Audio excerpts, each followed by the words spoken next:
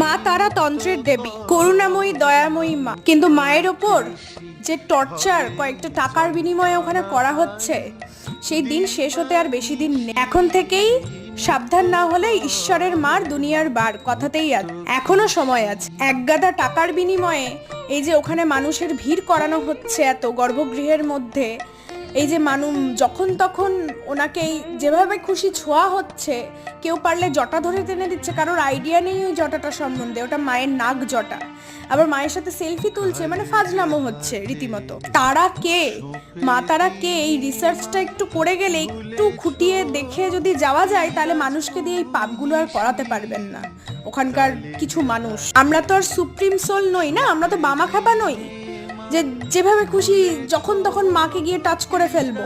আবার মা ওই জায়গাটা ছেড়ে যেতেও পারছেন না, উনি পারবেনও না, কারণ ওখানে বামদেব থাকেন, বামদেবকে ছেড়ে মা যাবেন কোথায়?